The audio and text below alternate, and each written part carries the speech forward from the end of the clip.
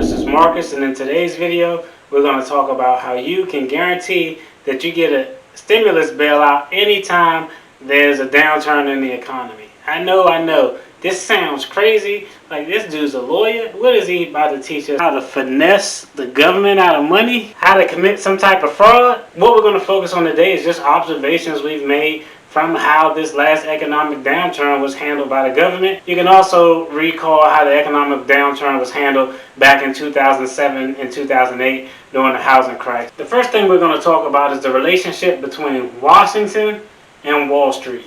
If you look at any presidential administration, I don't care if it was Clinton, Obama, George Bush 1, George Bush 2, Trump, Joe Biden, any presidential candidate, their cabinet is littered with people from Wall Street. A lot of the top positions in the government, including the Secretary of Treasury, the head of the Federal Reserve, and so forth, are all major players in Wall Street. A lot of times they may have been bigwigs in the banking industry, or some of the CEOs, COOs, people who sit on the board of directors of some of the largest companies in the world. The importance of establishing this connection is you can tell what Washington is going to focus on when there's an economic crisis. You can even tell what Washington is going to focus on how the United States interacts with other foreign countries. For example, if you look at the last stimulus bill that was passed, they gave everybody $600 that we're going to talk about a little bit later. It had hundreds of millions of dollars in federal taxpayer money that went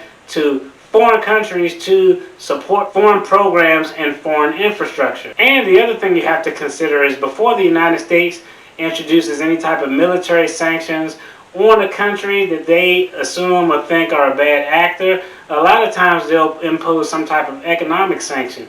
They may impose additional taxes or tariffs on this country. They may put an embargo on certain goods that come from a particular country to try to squeeze them economically to essentially capitulate and do what it is that the United States wants them to do or to stop doing. So with that in mind, the economy, Wall Street, and Washington are all intertwined together. The economy and the health of the United States economy is to the utmost important. Now that we have established the relationship between Washington and Wall Street, let's take a look on a smaller level at what just happened recently. We had people sitting in Washington who make well over $150,000 a year. I can't even imagine how much they probably make on their investments from the knowledge that they have as being members of Congress and holding these positions in Washington. But essentially, you have millionaires arguing amongst themselves about whether or not Joe Citizen deserves $600 stimulus to help him in this economic hardship, or if they should get absolutely nothing, or if it should be $2,000. Millionaires and billionaires talking about if regular normal people in the middle class should get $600. I mean, that's insane because they really have no understanding of concept of how some Americans are struggling. Now, I don't want people to think that this is a political commentary video. It's just an observation of what happened in the economy and with the government this past year in 2020. And so with that being said, my position has always been, if I'm waiting on the federal government to do anything that's going to change my economic situation dramatically, I'm probably going to be out of luck. And again, there are a lot of programs out there. People can use this money. There are a lot of programs and people who need money. Trust me, I understand. You're talking to somebody who, hey, as a child had to sit in front of the stove because the heater was broken, so the only heat in the house in the dead of winter was the oven. So I understand, I get it. Those programs are out there. But unfortunately, the government's main focus isn't on helping the average American in an economic hardship. Their focus is and always will be on Wall Street. If Wall Street is thriving, if the stock market is thriving, if the economy is thriving, hey, we'll figure out the rest. That's kind of the approach that's taken with our government. So if you want to always ensure that you'll get bailed out by the government in times of economic crisis, you need to invest in the stock market. Again, you don't need large amounts of money, and I'm going to show you some numbers to prove that you don't need large amounts of money. But with the returns you can get, you'll definitely beat whatever is probably going to be offered as an economic stimulus package. So when Joe Biden, my Secretary of Treasury, is probably going to be Janet Yellen. Janet Yellen has a strong Wall Street background. Soon as he made that announcement, because Wall Street is really happy with Joe Biden, who used to be a big pro-bank guy. Janet Yellen is a Wall Street person. The stock market was really happy and excited. You've seen gains go up. And people made money, even though people who may not have had money in the stock market still hadn't got a stimulus yet, and Congress was still arguing about whether or not they're going to give people any money, $2,000, $600, or nothing. So let's take a look at a few of my investment accounts, but it's just to show you that you can have a great return on these investments, and the mere talks of a stimulus will allow you to potentially make more than what the actual stimulus is going to be that they're going to give citizens anyway.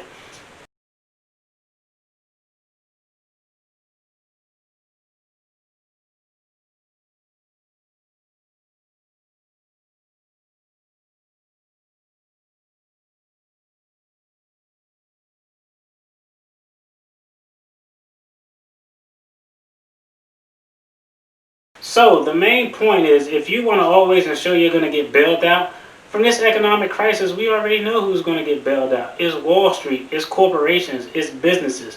The government may not have an economic package or economic stimulus package to benefit you directly or send a check directly in your pocket, but they will always provide an economic stimulus package to Wall Street, and if you're investing in Wall Street, you can make money. Now, I will tell you that these two funds that I showed you all are, I'm more of a conservative investor. I don't care about 40-50% returns. If I can get those, that's fine, but I try to average double digits between 10 to 12% a year. Some years are great, some years aren't great, but the focus is, if you always want to get bailed out by Washington, you have to invest in the market.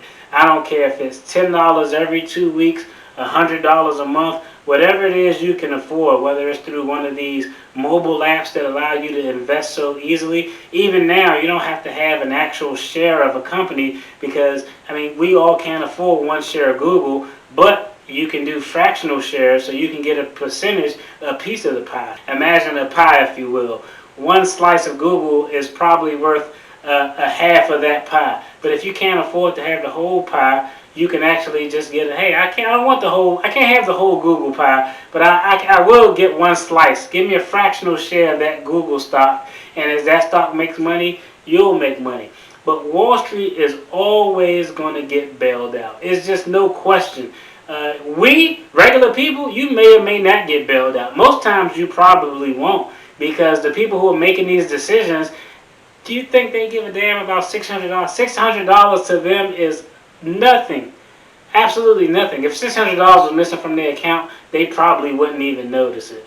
But if you want to make sure that the government always comes to bail you out, investing in real estate, investing in the stock market, they are always going to get bailed out no matter what, because the federal government will not have an economic crisis that is long lasting, because at the end of the day, they like to make money. The economy is strong. It maintains the United States status as a superpower, and that's what it is. So again, that was it. It was a quick, short rant, and urging people to invest in the market. And you know, a lot of people talk about investing, and sometimes I just want to show those things that I'm doing, just to show that, you know, hey, it's possible, and you can do it with a little bit of money. It's a little bit over a long period of time, and that's really how you make a dent in these things. I appreciate you all tuning in. Like, subscribe, comment. As always, if you leave a comment, I'll definitely get back to you. Peace.